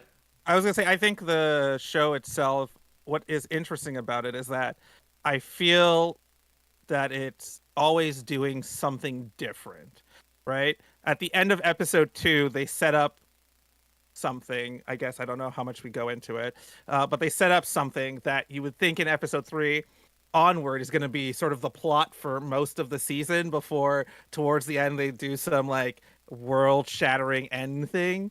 But episode 3 resolves that sort of that plot line pretty quickly and they move on to something else. I'm not sure what the show is going to do next in a lot of ways. Like I know like there's tropes that come along with it, but it always feels like they're always sort of trying to zig and zag, and I think that makes it for a very interesting watch, and I think for a very interesting future discussion, even if it does potentially like shit the bed in like the going forward. But the first 3 episodes are fairly strong in my opinion. Not like and even like the animation is better than I thought we were going to get for a show of this type as well, and I think they do put a lot of detail into it as well. Yeah, Raggedy brought up Misfit and Devil's a Part-Timer. For me, this show very much feels like ya boy Kong Ming. But Yeah. instead of him being like, oh, here's an idol, let's spend the season like promoting her, this is him saying, okay, I'm a little bit outdated. How am I going to make it in the new world? And he tries stuff and he kind of doesn't succeed. So he has to try something else. And you don't know where his next endeavor or next discovery is going to come from. Well, it still is teaching you about the world and mechanics of it. And once again, not super deep, but it just does enough to keep you on your toes that I was entertained. The question is being surprised by a show and being like, this wasn't as bad as I thought, good enough to justify passing it, is the question. I think this could be a strong contender for a listener choice because I do think it's fun. I think there are people that are watching this. I don't know if it has the immediate grab for a host pass. Like, we need to see the potential, I think. I think I would fall on actually, I think it does have. I think the discussions that are going to come out of this show are going to be more interesting, I think, of not all the other shows that we're watching today, but I think a host discussion would be actually pretty warranted. I think whatever this show does, I think either the failed potential of these first 3 episodes or it actually kept zigging and zagging in a way that, it never really did anything crazy, but it just did so many different things that we were into it. I'm excited to see where we go with it, and I'm actually curious to see how it shakes out, even if I'm not the one. I feel like I'm going to still watch this regardless of if we pass it or not. That's how I feel about the show. I've had so much fun with it so far. So I'd be leaning in that direction. My one thing I don't love about it is that I feel like Veltol's character design is so feminine, but his voice is so He's deep. gorgeous, it really throws though. me. We love him. I don't really love, very feminine looking guys. He's just, but that throws me sometimes. It's just the deepness of his voice. I think I originally thought that the main character in the show was actually a woman. I think. But his name is great. Veltol Velvet Velsvault.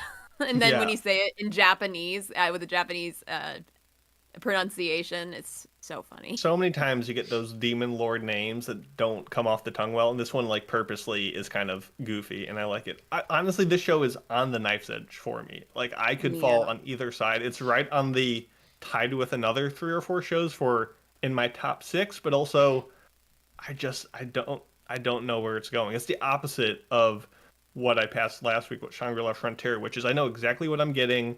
It was kind of underwhelming, but it's still, I know it's a safe pick. This is kind of overwhelming, but I don't know if it's just because of low expectations. So, what are you guys thinking? We got to How be many a little can more we quick pass? with these things. Yeah. That's a question. How many can I we w- pass? So I was sort of thinking about this earlier. I think effectively we could probably fairly pass 2 shows today. There are 3 Unless there were shows that I'm contending. That's contending for me. Did Raggedy Yep. But Doctor there's- weigh in? Yeah, that's my opinion is kind of the same as everyone else's. This is like knife's edge fighting for like that 6th spot of what we Do we should. want to put this on hold this episode and come back to it? Ooh, I I like was that. thinking Come that back. we get through all of them Okay. and we just Let's sort do of it. see where we like go. that. And Let's get to the easier ones. Provisional. It's on hold. Let's see what we've got next. All right. right. So I'll take next, and thank God I get the easy one. This is Blue Box, based on a manga by Koji Miura. Studio is Telecom Animation Film, which is known for doing a lot of Lupin the Third work, as well as Tower of God Season 1. The director is Yuichiro Yankee, or I think I misspelled the name, who is also involved with a lot of Lupin the Third work. It's available on Netflix, and the synopsis is that Taiki Inomata, a third-year student in junior high, attends Emiya Academy, an integrated school with a major sports program. Having joined the high school badminton team, he tries to attend practice as early as possible, but no matter how early he gets, he always arrives second in the gymnasium, beaten by Chinatsu Kano, a first-year student in senior high school, and his crush.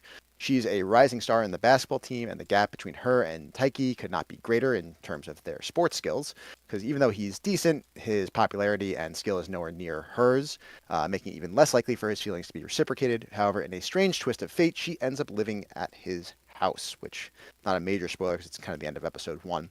And then wanting to become worthy of her, he pursues basically his sports dreams to match her acumen, and that's kind of where the show goes from there. Expectation-wise, when I was coming into this was one of the big shows that a lot of people were thinking about. A lot of people compared it to Horimiya, calling it sports plus Horimiya, where to me it feels a little more like My Dress-Up Darling, except swapping out the cosplay for sports. It feels like it's going to be a fairly slow rom-com, and I can already feel Mitz's anger building from beyond the screen. But even though it's sort of tropey and we've seen it done a bunch of times, it's doing it really well. And I think there's something to be said for doing something well, even if it's been done before. Is someone I going to agree. have That's- balls it's in very- this anime? There are multiple balls. There's a Basketball. lot of shuttlecocks even. Oh, wow. Yeah, this show is kind of paint by numbers. Like, you can tell it pretty much what's going to happen. And also, how is it that parents are not going to tell their teenage son that a female, classmate of his is going to be staying at his house until the moment it happens? That's what the hell are you doing? I thought he that just ignored aside- it. They did talk about it though. They said, "We told you about this, remember?" And he's just like, Oh, "What?" they did? Yes, Not they did. exactly They who it told him was, that but a female student was going to be living with them? well, I don't know what Yes. they sort of offhand say. We talked about this last night, remember? So, but I guess No, that's it's that's possible pretty... Yeah. But he gets pretty into his head. It's very possible that he might have not heard all the details. Okay. It's also Yeah. meant to be a reveal. But anyway, sorry, continue. Yeah, no problem.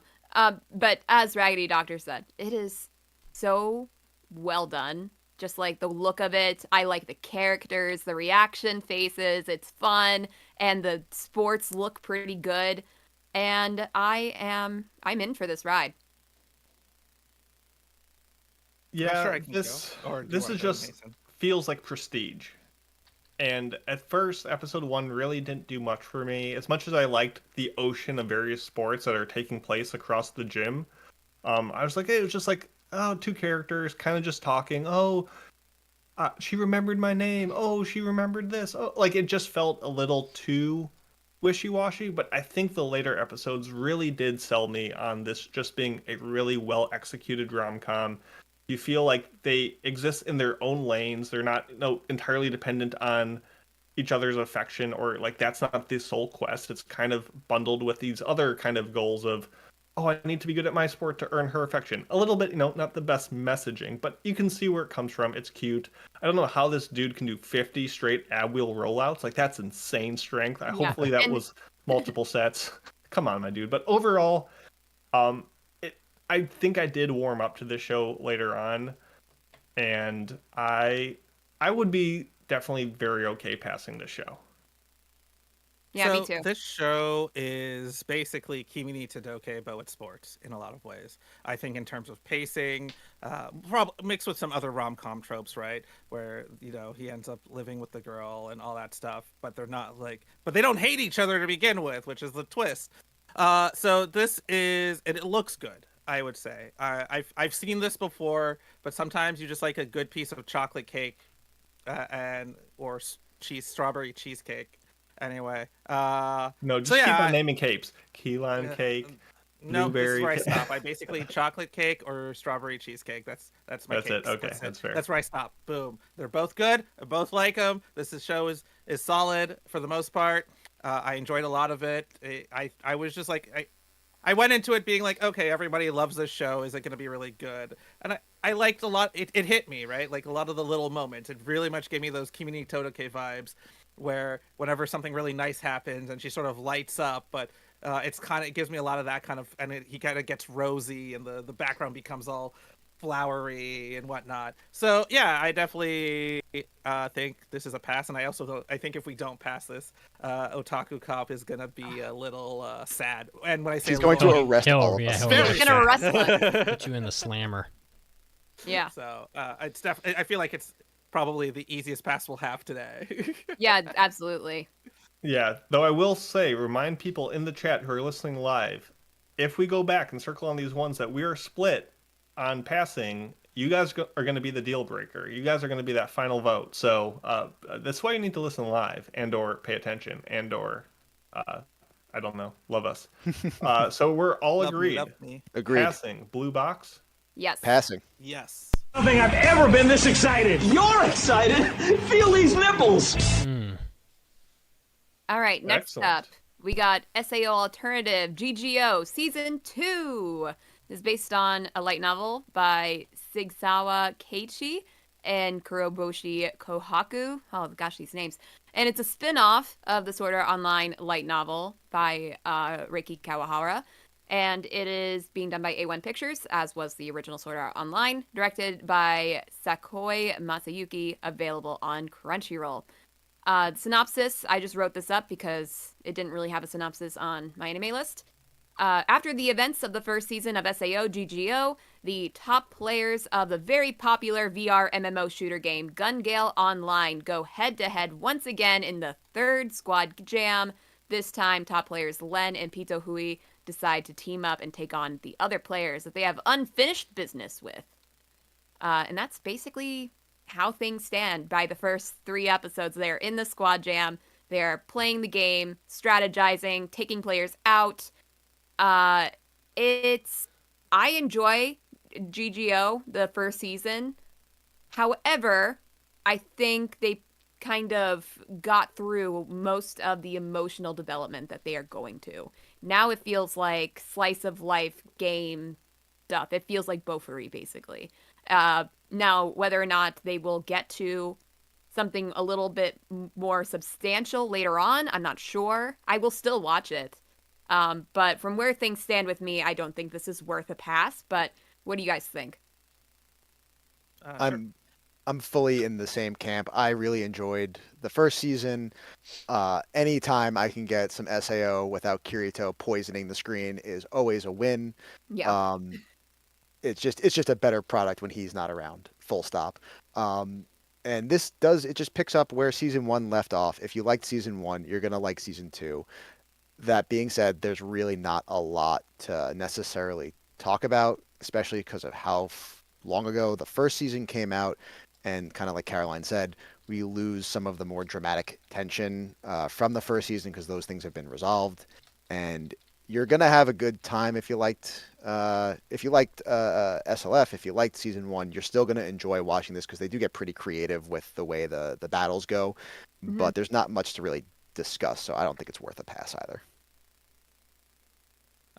Yeah, so I enjoyed this for what little bit of it what I saw. It starts right in media res. It's a lot of fun. You kind of get the idea of they're just basically doing a third Squad Jam. So what this show is at this point, and I think is kind of funny, this is the side character arc season. We're going to get a lot of random stories from a lot of the side characters from the first one that we weren't following because we were following the main characters. And at the main characters are going to be vehicles at which other characters' stories are then pushed forward. Does that mean it's going to be this great anime? Not at all. This is like Shangri-La Frontier. You know what you're getting for the rest of the season. Is it going to be bad? No. Is it going to be great? Probably some moments. Is it passing? I don't think we're going to get any interesting discussion out of it in the grand scheme of things. But I'm probably still going to... I didn't think I was going to like it, but I'm probably going to still watch this as well because I wasn't expecting to come back after like 6 years since the last Gun Gale Online. I wasn't expecting to come back and be like, oh gosh, this is going to be... I thought it was going to be terrible. And I'm like, oh, this really reminds me of that first season. And I really did enjoy that first season, which was a lot better than I thought going into it. And so, yeah, we got a lot of it. Pass? No. But still a fun show regardless. Yeah, sounds like it's good for fans, not worth reviewing. I think we can safely say GGO Season 2 does not make the cut. And please don't vote it. I'm too over this shit. Opie, I think I'm getting too old for this stuff. I'm too old for this shit. I'm too old for this shit. I'm too old for this shit. Will you follow me again? I'm getting too old for this shit. Another Excellent. point against its favor is that I totally forgot how much I hated the voice actress's voice for Len, and it reminded me, and I'm like, damn it, I can't with this voice, but I'm still gonna watch it. Yeah. There you go. That's commitment. That's love. GG no re. On to the next one. So next one is Touhai Urarate Mahjong. This is based on a manga, a completed manga by Koji Shinasuke. Studio is East Fish Studio, which has basically only done a condition called Love, and I don't really think much of anything else. The director is Jun Hattori, who did Too Cute Crisis and also basically nothing else. This show is available on the high seas, and that's about it. It's not been picked up by anyone as far as I could find. And the synopsis is that not a lot of people know that one of the most talented and ruthless Mahjong players in the city is a young high school boy, K, who is a teenager of few words, but his observation skills and experience in the game allows him to survive in a world full of powerful, rich, and dangerous characters. He spends his days sleeping through class and his nights playing high-stakes Mahjong, waiting for when a worthy opponent arrives. As far as expectations for this show, this was one that came up on my list and a little bit of inside baseball. This show I did not pick. When we do our impression list, we pick 15 shows. What an excuse. I picked 14. I left one up to my wife, and I'm going to throw her. You picked it and you love it. Nope, I'm throwing her right under the bus. She picked this show. And to her credit, I actually don't think it's that bad. It's kind of interesting. The problem is... Shame. 2 problems. Shame. Throw your wife under the bus. Shame. That's right. There are 2 problems with the show. One, it looks like absolute ass. It just does. And problem 2 is that it's so much Mahjong. And if you don't understand Mahjong, it's not going to work at all. The way the show is built, you can kind of appreciate like what he's doing and how he's using his skills to win. You can the fact that it's a lot grittier and darker of a story, I really appreciated. It goes to some pretty dark places pretty quickly, and I do like that. The OP also was a ton of fun. I really enjoyed the OP, but if you don't like Mahjong or if you don't know Mahjong, there's no point in watching the show, and I know nothing about Mahjong. Yeah, like the synopsis makes it kind of sound like March comes in like a lion meets Birdie Wing, and it's not nearly as good as either of those shows. Well, yeah, because you're read, oh, it's March comes in like the lion makes birdie wing, and then you're like, no, we get like child sex abuse and like Oh, yeah. dark murder mysteries, and you're like, this is way grittier. And I guess it leans so far into that dark realm that I don't know why I would watch this when I have Akagi to watch. Another show that relies on your knowledge of Mahjong to properly enjoy all the trickery afoot, but it's just better. But yeah, this show, you're not going to watch it anyway because it's not streaming anywhere legally. It's not very good. Maybe if you're really into Mahjong, it will scratch that itch, but I think for the most of everyone listening to this show, this is pretty much not that great. And as much as I appreciate how much it leans into being what it is, I haven't seen anything here that makes it worth talking about. So I think it's going to be a no from me, dog. I forgot to watch this one because of how hard it is to find. I was like, oh, I got all of my stuff done. And then I come in, I'm like, oh, we have this show. I kept forgetting I had to watch the show. So it's I guess, a fail for me also. I don't want to learn another language to watch it.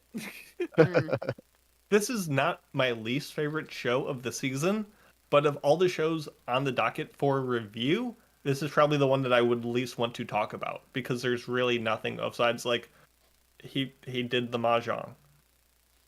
Okay. He did it so Yeah. well. About that, Mason, you Yeah. dodged a question I had in our group chat. Because inside baseball, everybody, we have a spreadsheet where we do our preliminary scores of these shows. We kind of get on the same page of things. Mason, Mr. Mason over here, he gave Touhai a 2. Which, out of I mean, 2 out of 5. That's not the problem. The problem is that he gave GGO a 1.5.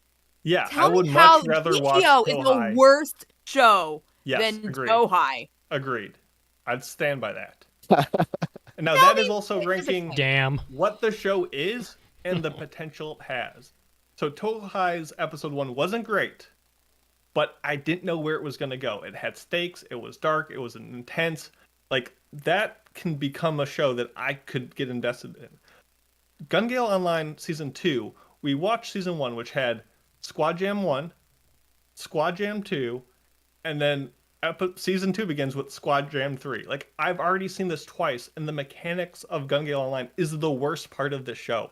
And I don't care any more about Squad Jams. What? They're introducing a new rule next episode in episode 4, Mason. I didn't get that far. No, done. I'm judging potential and where it currently stands. And Mason's a I savage. just was so much more invested in this crappy Mahjong show than Squad Jam 3 and Squad Jam 4 and seeing all this silly nonsense with SAO. So that's why I gave it a higher score by 0.5 when they're both not my jam. What if there was Space Jam?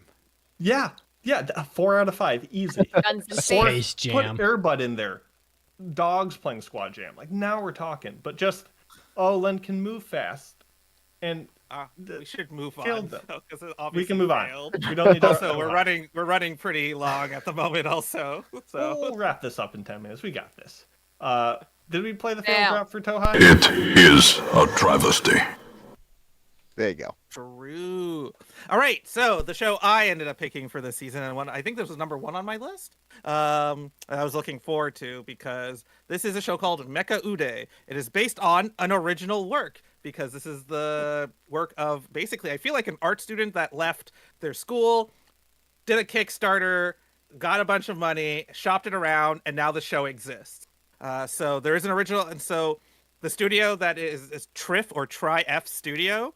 They mostly do a lot of ONA stuff, and I say a lot, just a couple of things, and it's all from this one director being Okamoto, the person who created the original Mecha-ude short ONA back a couple of years ago. I also kickstarted it, so I am biased, is all I'm saying. Oh, you did? Yeah, I own I have oh, where is it? Oh, I actually have the DVD or the Blu-ray that it came with somewhere. Interesting. Um Don't worry about somewhere. it. It's somewhere. I'm actually kind of annoyed I didn't pull it out. I'll pull it out for the review. No, I'm kidding. So yeah, and it's available on Crunchyroll. So basically, the framework for the show is that a while ago, a bunch of aliens came to this Earth and started fusing came to Earth and started fusing with people. And due to their appearance, they were dubbed Mecha-ude. So the story basically follows this boy. I forget his name, Hikaru, who ends up basically fusing with what is called the trigger arm, which is as implied throughout the first couple episodes as being basically the most powerful Mecha-ude at the moment, is what they're implying. Or at least he's very important to basically the world existing in a peaceful state, as explained.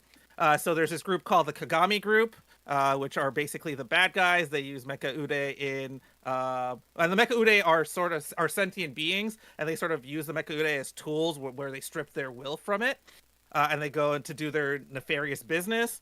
And there's this rebellion group against the Kagami Group called Arms, who, well, they seem kind of shady too, to be honest, through the first couple of episodes. But it feels like they're there to protect the Mecha-ude.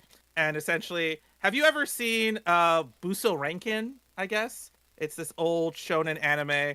It gives me a lot of those kinds of vibes, where essentially this sort of like weird, standoffish kind of girl who wields like who dual wields, which is actually pretty crazy. Mecha-ude comes into the life, and she's kind of crazy a little bit, but she's also not that bad. And obviously, they're gonna fall in love, because that's just how these things kind of go. But yeah, so far from what I've seen, the action's pretty fun.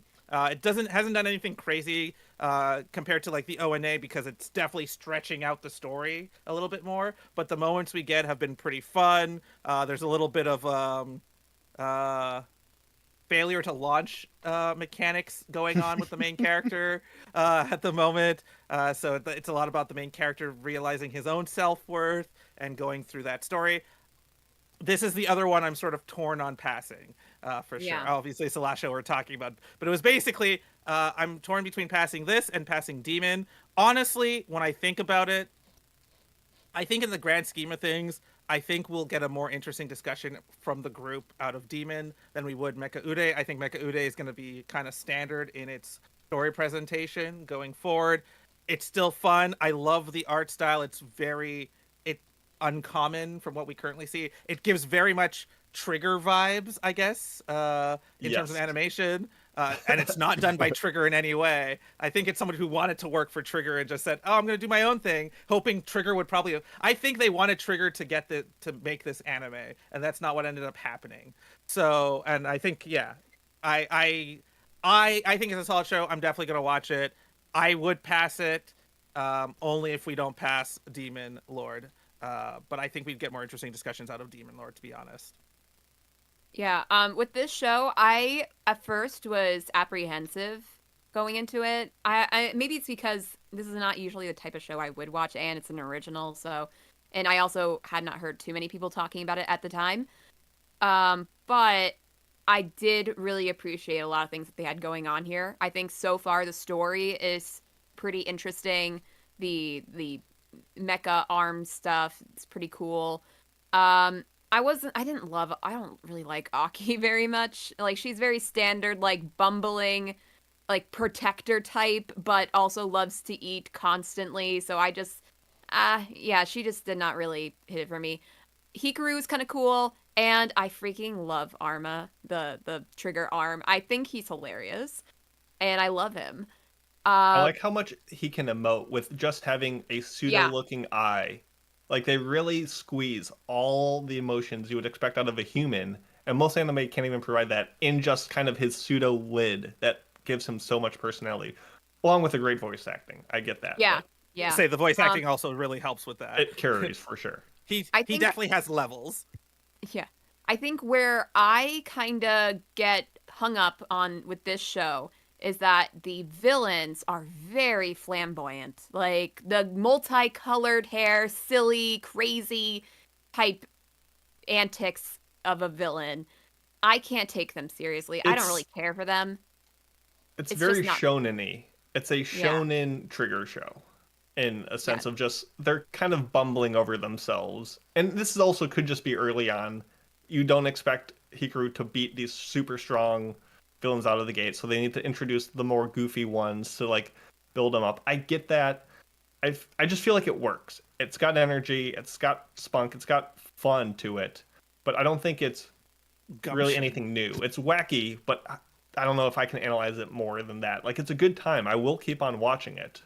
I think it's a better show than Demon 2099, but I don't know if it's a better show for reviews. I will say that when eventually when Hikaru actually does manage to properly team up with Arma, that was freaking awesome. It was so good. Yeah, so as the episode's resident shonen head from the Shonen Showdown, plug, listen to that when it comes out. This is my meat and potatoes, my bread and butter. I am stuffing my face with this show. I love it. This is Studio Trigger. This is Kill la Kill at home, so not quite as good, but you know, if you remember back to when Kill la Kill came out, when Kill la Kill first started, those first few episodes, it was kind of like this. It did kind of have that little more typical shonen-y, introduce the characters, introduce the world, introduce the powers feel. There was some more spice sprinkled in for Kill la Kill than Mecha-ude has, but this is definitely a similar kind of passion project. You can feel how much went into it, and it definitely has the potential to go down a similar route. It could be just a basic bog standard shonen, but I think there is more potential here than we're kind of giving it credit for. And while I was bouncing back and forth between this and Demon Lord, I think I'm going to start us off on deciding which one we want. I want Mecha-ude. I would pass that over Demon Lord. Okay. Now, do we go deep and say, do we pass this over other shows that we have yet to talk about on future episodes? Your Daimas, your Ranma 1/2s of that ilk. You know, that's where we really need to start thinking.